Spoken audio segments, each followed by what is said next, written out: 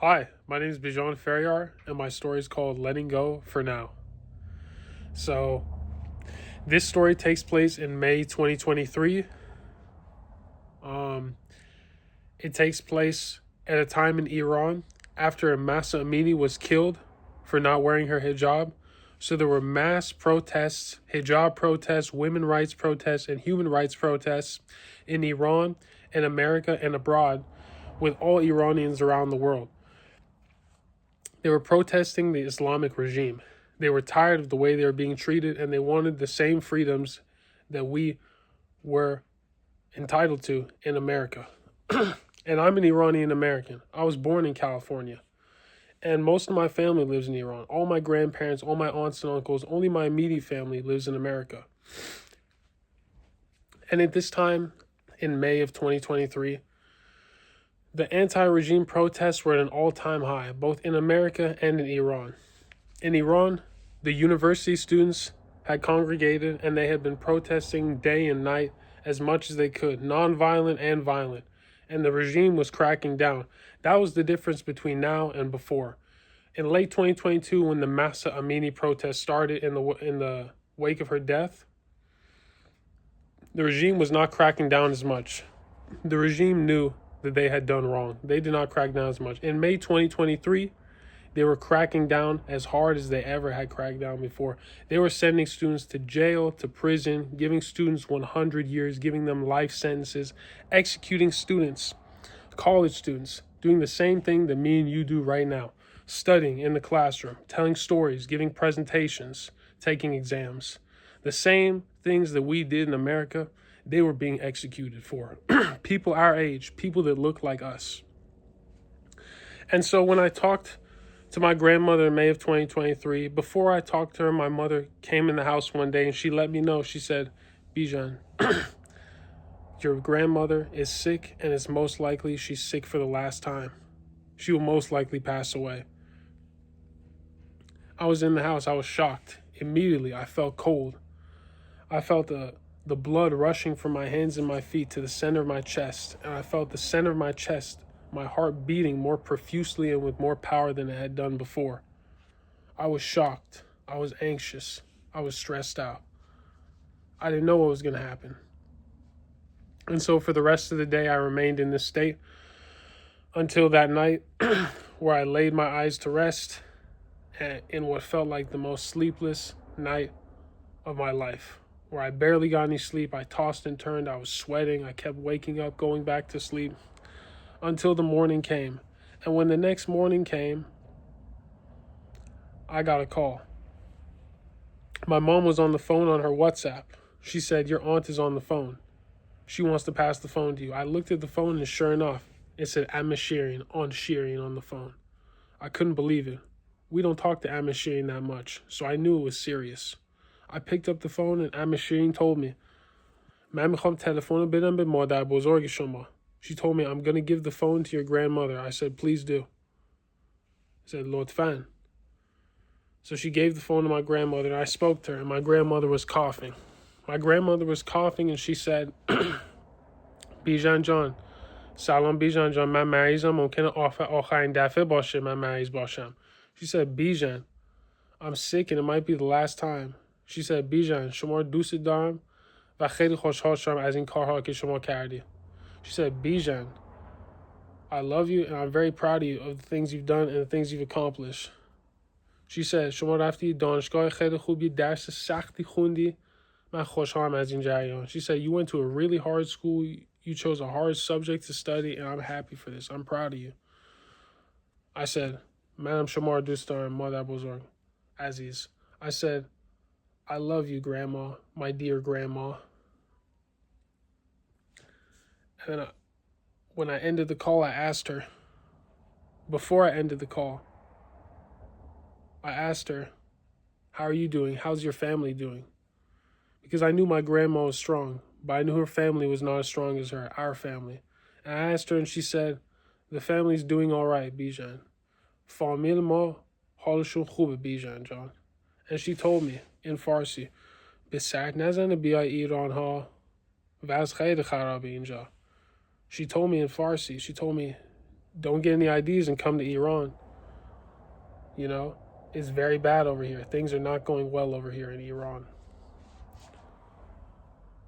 And so I thought to myself, damn, I felt defeated.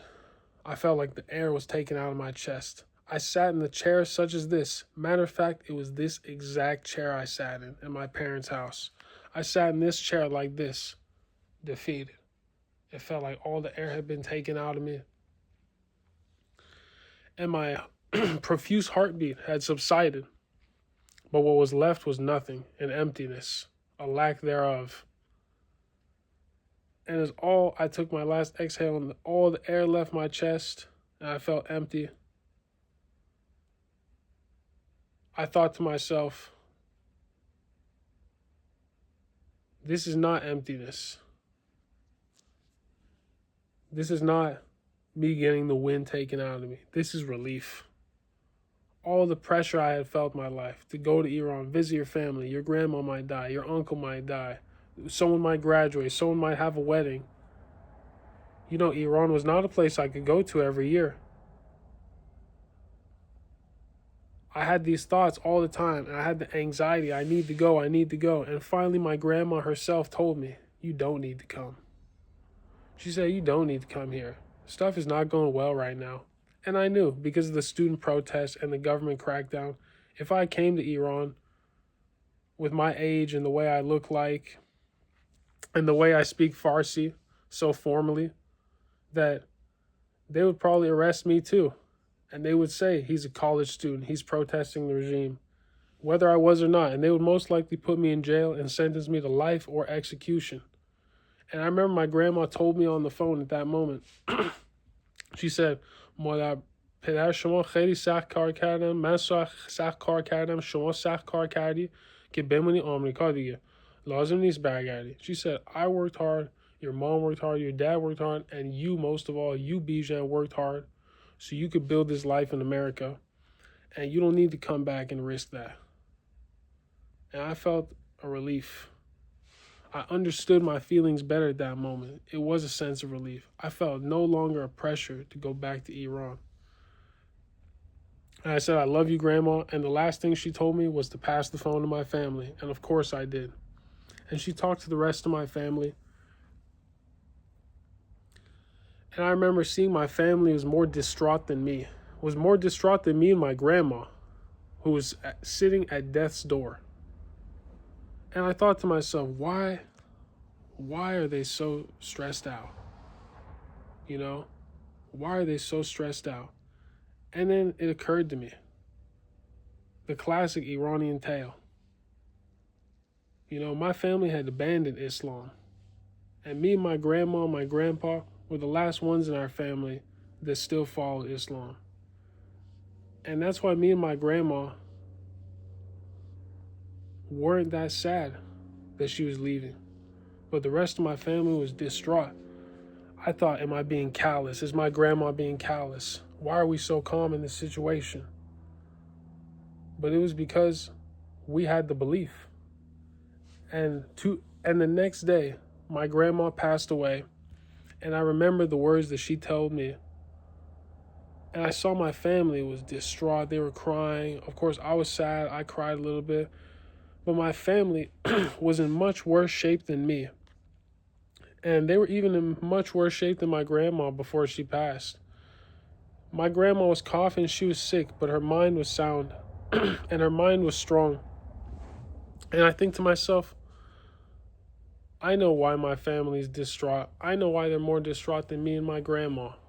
And it's because when grandma left us, I knew and she knew that although her body would return to the soil, that her body would return to the soil of Iran, the same soil which was too dangerous for me to return.